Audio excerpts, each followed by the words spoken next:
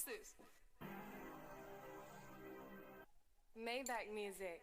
I like this Maybach music. Sweet. Welcome to Lakers Digital Daily, your go-to podcast for everything Lakers, basketball, LA lifestyle, and sports opinions. I'm your host, McGee, coming to you from beautiful San Pedro.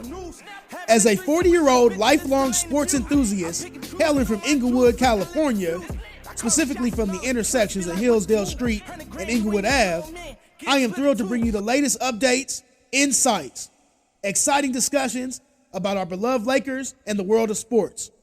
So sit back, relax, and join me on this daily journey through the exciting world of the Lakers basketball world and beyond. Let's dive in. My man McGee in San Pedro, Lakers Digital Daily, presented by McGee. The floor is yours, sir. Beto, once again, I want to say thank you for an excellent season. You've been a great host. This call is brought to you by Cutwater Lime Margarita. I actually had the Paloma yesterday. Not bad. Man, all of them. All right. I left Buzzball, went to Cutwater. I'm very proud of this team for this performance today. Wait, hold on. I got for today's performance only, right? Today's performance, yeah. Okay. Just clarify. I'm proud of them for today's performance because I said the first 6 minutes were very important. They weathered the storm. They continue to fight back. We obviously have limitations in our offense and our shooting. Dinwiddie, Austin, the missed free throws were big. I mean, I won't say they cost us the game, but Austin missed the first two on that three-point free throws, and then Dinwiddie just sealed his fate as a Laker with his two missed free throws. We just got to go back and I think we do need to talk to Rob Pelinka and let him know that it's time to let a professional person come in and run the franchise. Nothing against Rob. He's a great guy, but the time has come. And we have to get a grown man point guard. I mean, what would we be right now with Mike Conley? Like, geez, Louise, just somebody who can control things. But we talked about the draft, Beto. They've made 2 picks the last 2 years. What are we going to do with these 2 guys? How are they need to be incorporated? The fact that Christie didn't play all playoffs is disappointing. How about all season?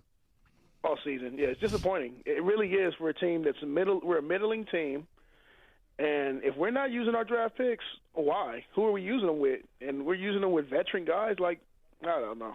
I don't know about that. Rob really dropped the ball with that. The Lakers just need to kind of figure out, obviously, LeBron, but they need to accept the chemistry and let this team stay together somewhat. Let Rui stay. Austin, D'Lo, be who the Nuggets are now.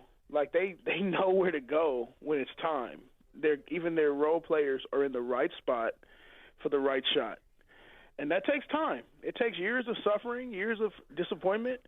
Obviously, LeBron doesn't have that many years left, but LeBron's a freak of nature. Like, can we stop at the end of the year and say, wow, this guy is 39? Like, he's the same age as me. Yeah, you should. I mean, what we saw from LeBron this year, night in, night out, it is fantastic. This is going to be where you tell your kids, man, LeBron at 39 was doing this. Jordan wasn't doing it. Just what he did this season is fantastic individually. But at the end of the day, for Laker fans, that's cool and all. But first round exit, who cares? He did not show enough leadership and maturity in many games. He needs to carry himself a lot differently going into next year. He has to accept that guys are not him, and that he needs to accept that this team has to grow organically. There's nobody coming in. They didn't get Kyrie, which, let me take another sip. We really needed Kyrie. Like, I'm sorry. I love Austin. I love the picks and all that. We needed Kyrie. Kyrie is the difference between us competing for a championship or not, because watching the Clippers have no answer for that guy. And he's just that type of player. So Who knows? You know, the Lakers got to grow knows? organically now. There's no more superstars really coming out of the league that we're just going to fetch. We have to grow organically. And as LeBron I like this Maybach. descends, we've Oh, he's gone. Sway. Oh, he was going so good. Hooper's McGee, my man, San Pedro. Great points. Make sure you follow him. That's good stuff. Niggas wanna see you lose when you're making moves. We bringing tools and any Laker Digital Daily, a podcast for the real Laker fans, the real ones. It's your boy McGee. It's the off season. Let's talk about it. All right, y'all. Taking a little time, process. The Lakers lost to the Denver Nuggets 4-1, gentleman's sweep. It was a hard-fought battle. The Lakers did a lot of things that surprised us all. Showed some heart, but they were not on Denver's level. Game 2 was definitely a battle, but you could tell that the Lakers aren't equipped to sustain a 20-point lead. That's a recurring problem. Something that should be brought up in exit interviews with the coaches. Why are we blowing these leads? I'm not going to fire nobody today. I'm not going to blame too many players. I'm not going to put this as some type of we need to get rid of everybody, because we really don't. The Lakers won 5 championships in 10 years, 2 different sets of teams, but definitely the core group not only stuck together, but also lost together, struggled together, and was questioned as being a unit that could win a championship. Lo and behold, both of those groups did it. The Kobe Shaq Lakers, my all-time favorite NBA basketball team, their mission started when Kobe was drafted in '96. Shaq was brought in as the free agent pickup, the biggest free agent pickup in Laker history. But they struggled for years. Shaq still was maturing, was still getting used to handling the fouling and also the pick and roll, which Shaq never really was able to handle. Anyway, Rick Fox, Derek Fisher, Robert Horry. I know B. Shaw came eventually.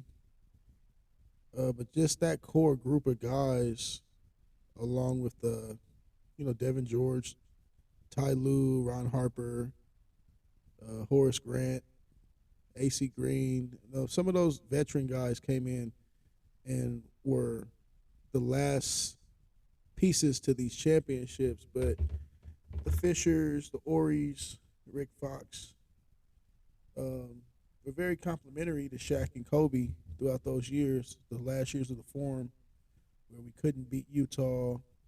We ran into a juggernaut Spurs, the beginning of their dynasty. And we didn't get there until Phil Jackson came, Ron Harper, AC Green, John Sally. So injected were championship DNA, and of course, a championship coach. If you ask me, the Lakers need to accomplish something very important in the next couple years.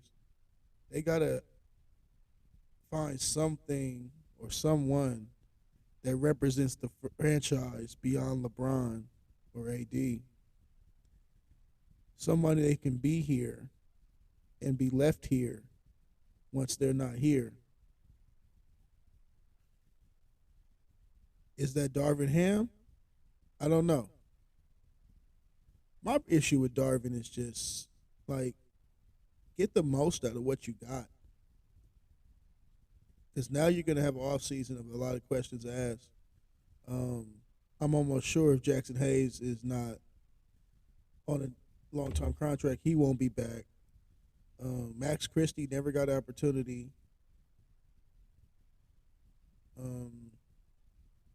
The Dinwiddies and the Taurean Prince, bad shots and then give up layups. Like that, they got to come out the game immediately. Anyway, back to what I was saying. The Lakers have won recent championships in the past off of core groups that stuck together. The second core group was in the Kobe Powell Gasol era was Kobe, Bynum, Odom, Vujicic, Ariza, some other guys I know. But Phoenix, just like Denver, had tough series with that Kobe. Phil came back. Phil and Kobe were designing what they were going to be to win the championships. But Phoenix basically dominated the Lakers for 2 straight years, 96 and 97. And I think after that last, not 96, but 2006, 2007. And after the 2007 loss to Phoenix, Kobe requested a trade. If you don't remember that summer, he requested a trade, and he was starting to make his way out of L.A. And look for somewhere else to win titles. He ended up, through Dr. Buss, coming back to the Lakers. And the rest is history. But those two teams, well, basically, okay, let me finish. Kobe comes back. Fisher comes back. So Fisher leaves after the Kobe, Shaq, 2004 disaster.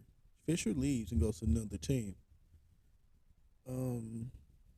He goes to Golden State, doesn't work out. Goes to Utah, that works out. He has some playoff success. His daughter was going through some stuff. But D. Fish ended up back 2007, 2008.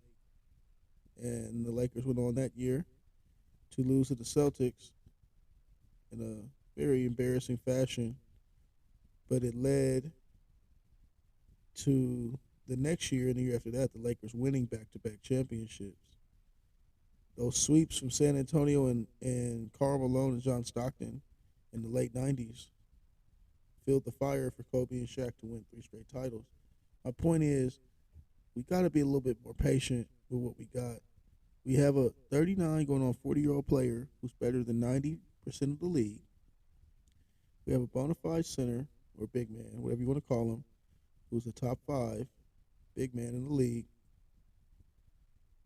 We have Austin Reeves, capable slasher / off-ball wing. We have Rui, somebody who can shoot, drive. Defensive prowess needs to be better. Rebounding needs to be better for Rui. So we have things. We have things we can work on. It's just about if we want to work on them and if we're going to be patient. If you're not going to be patient, we need to get those picks out of our hands now and utilize them to bring in another player that can work along AD and LeBron, because you still have a lot of juice left in both of those guys. And surprisingly, LeBron is in his 22nd year next year, but he's in better shape. He's smarter, and he's becoming a better shooter overnight. So, is he LeBron from 2007? Of course not. But he's still smart, still knows how to ignite his offense. Only issue I have is his leadership right now. But I believe if the Lakers were to draft Bronny, you're going to get a focused, engaged, let show my son how I dominate LeBron. And that could only be good things for Laker fans. So this is episode 1, the aftermath. I want to spend some time next couple weeks personally going after people in the organization. I want to do an episode on Pelinka, episode on Jeannie Buss, episode on the Rambis dynamic and how that has become such a mainstay within our organization. I'll do players, but not every one player per episode, but there'll probably be a LeBron episode. There'll probably be an AD and D-Lo, because I feel AD and D-Lo have got to be more consistent down the stretch. I think the Lakers should keep D-Lo. I think an engaged D-Lo who doesn't carry much mistrust is a good, smart, defendable, great teammate. So we're going to spend some time this summer. Right now we're in the aftermath stages. We're going to probably see a lot of basketball, and there'll be things and teams and situations that we'll think about our team and if why or how we did not get it done. I saw Magic Johnson's comments. I think he was right. There were some games later in the season where we did load manage the guys, LeBron and AD, and it may have cost us the way we seeded, but I don't know about that Friday night, that extra play-in game, something about that I don't think we would have won. So would you rather not make the playoffs or at least step into the playoffs and lose 4 games and win 1? I'd rather make it to the playoffs because building into next year, if you keep the same guys, after a season series like the Denver series, they're only going to be better, and they're only going to be able to execute if the team has continuity. So this is episode 1. Check back in with us, Lakers Daily Digital. You can find me on YouTube, Spotify, iHeartRadio, all the platforms.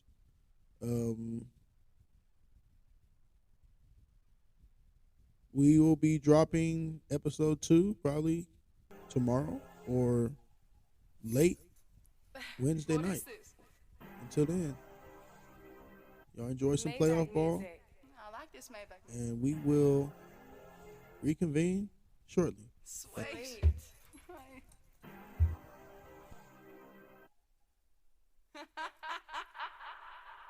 Niggas wanna see you lose when you're making moves. We bringing tools in any rooms, we try break the rules. Niggas is haters, they ain't goons, we try make a fool. I never thought I'd make fours before I made the news. Having a threesome with some bitches, it still ain't a muse. I pick and choose, put on my juice like I lit the fuse. I call the shots and all the killers be like, what's the move? 100 grand, you and your little man, getting split in 2.